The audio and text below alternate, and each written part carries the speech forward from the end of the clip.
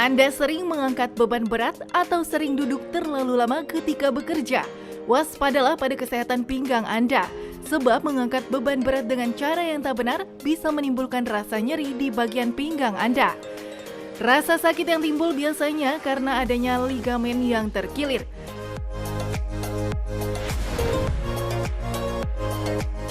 Rasa tak nyaman ini pasti akan mengganggu aktivitas harian Anda ya pemirsa. Selain dengan obat, sebetulnya ada loh ramuan alami yang bisa meredakan sakit pinggang Anda. Memanfaatkan rimpang seperti jahe serta bumbu dapur dipercaya ampuh meringankan rasa sakit pinggang kita.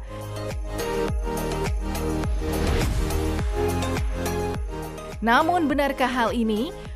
Bahan herbal apa sajakah itu? Berikut simak jawabannya bersama dokter di studio hari ini.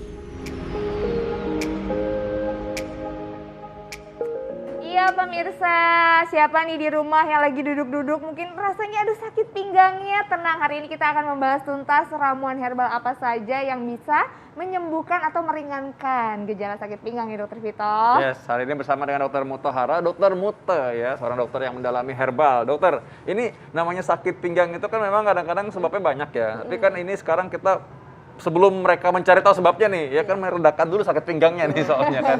Nggak enak banget. Nah, padahal intinya sebenarnya kan sebab dulu ya sebenarnya ya. Oke. Kita cari sebabnya dulu Ya, ya. oke ya. Tapi kalau sebabnya udah tahu atau mungkin lagi menunggu, mungkin kan mereka harus foto ronsen lah, mungkin kita harus periksa USG dan lain-lain. Nah, ini untuk meredakan nyerinya dulu nih, kita lihat dulu. Nah, tapi dokter sebelum kita masuk ke acaranya ya, ada fakta atau mitos ya apa aja? Iya, itu dia dokter. Ini katanya fakta dan mitos pertama, sakit pinggang biasanya menyerang orang berusia 30 tahun ke atas. Ini fakta atau mitos, dokter? Ya, itu fakta ya, Dok. Fakta ya, Mbak Intan. Nggak apa-apa dok, itu Pak fakta. dokter. Senang dia dokter memang ya.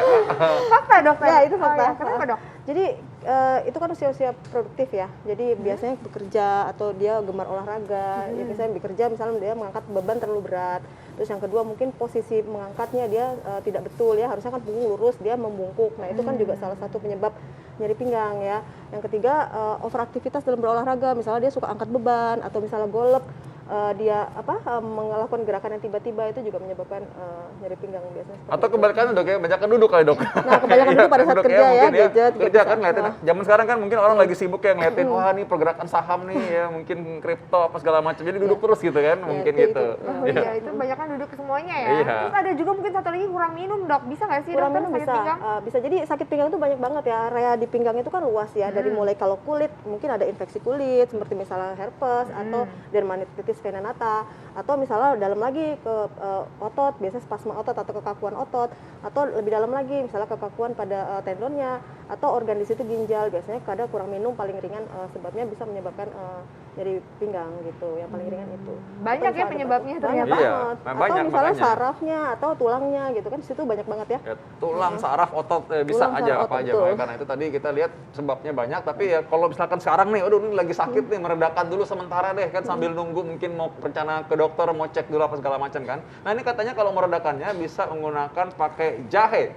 Fakta atau mitos? Ya, itu fakta dok.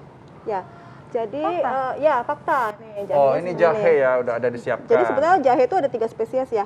Ada yang ini jahe gajah, kebetulan ada yang warnanya merah, ada yang warnanya kecil yang emprit ya Jahe namanya. biasa, Jahe biasa, ini seperti jahe biasa, jahe merah itu beda zat aktifnya dok. Paling tinggi adalah zat aktif jahe emprit. Jadi dia banyak kandungan zat aktifnya. Nah itu dia fungsinya sebagai antiinflamasi atau anti peradangan pada kasus-kasus spasma otot atau otot yang kaku gitu. Cara ngolahnya gimana tuh Ya. dokter? Baik, jadi kita siapkan air dulu ya, 2 gelas, kemudian dididihkan. Ini bisa dibantu dok? Iya ini saya udah panaskan sebenarnya, tapi kita coba lagi ulang. Nah Oke, gitu ya. ya. Oke, sementara dipanaskan, terus udah gitu. Nah nanti kita sampai mendidih ya. Nah misalnya udah sampai mendidih, kemudian kita masukkan jahenya. Nah jahe itu harus diperlakukan dulu, misalnya seperti ini dibakar, kemudian digeprek atau misalnya digerus. Nah Supaya itu apa, Dok? supaya mudah keluar zat aktifnya. Oh, Gitu. jadi Atau dipotong digeprek kecil. itu sebenarnya sama digerus itu tujuannya supaya zat aktifnya gampang. Iya, gampang larut. keluar. Oh. Jadi permukaannya kan dia lebih kecil ya. Iya. Gitu. Kemudian kita masukkan pada saat sudah Ini mendidih. hijau-hijau ini apa nih, dok? Ini tadi Ini yang sudah dibakar. Dibakar Nah, ya. kebetulan Oh, gitu. diperlakukannya dengan cara dibakar, Oh, dibakar kemudian dulu. ya, kemudian digeprek. Kalau seandainya nggak dibakar dulu bisa atau harus Bisa, dibakar? boleh dibakar atau digerus atau diparut, pokoknya diperlakukan lakukan supaya dia kecil ya ininya. Itu berapa banyak dokter tadi? Sekitar 5 cm. 5 cm. Kayak ini asapnya sih udah. 5 cm, terus kemudian juga kita butuh serai. Serai juga punya efek antiinflamasi juga, jadi saling bersinergi ya untuk dalam ramuan ini. Gitu. Serai ini harus diikat juga gitu, enggak?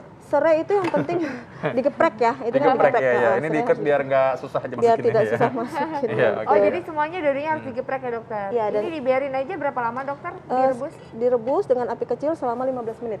Oh, Gitu. selama 15 menit. Ya, nanti biasanya dari 2 gelas itu menjadi 1 gelas, kemudian diminum sehari 2 kali. Ingat nggak Intan tadi airnya berapa banyak nih? 2 gelas. Jadi airnya 2 gelas ya dokter, dari Iya. 2 gelas jadi 1 gelas. Betul, Jadi jadi 1 1 gelas. gelas. Nah, ini boleh dikonsumsi oleh siapa aja? Ada kayak penyakit-penyakit yang Ya. harus dipantau nggak dokter untuk mengkonsumsi ini? Iya, jadi ada beberapa memang jahe sebenarnya tidak efek langsung ke lambung ya, tetapi ada kasus-kasus tertentu misalnya gastritis itu dia lebih nggak nyaman terhadap jahe. Jadi kemungkinan kalau misalnya untuk gastritis tidak disarankan untuk mengkonsumsi jahe itu aja. Gitu. Kalau yang lainnya aman, karena kan biasa juga jahe digunakan sebagai bumbu dapur ya. Oke. Gitu. Iya, iya. Ini selama 15 menit ya dokter kita Betul. akan diamkan. Harus ditutup juga ya dokter ya? Iya, harus ditutup karena supaya minyak asidnya tidak keluar. Oh, oke, Gitu. supaya nggak keluar. Oke, nah dokter ini sambil menunggu, ini sambil kita merebus nanti bisa dicicip-cicipin. Kita lihat dulu yang satu ini.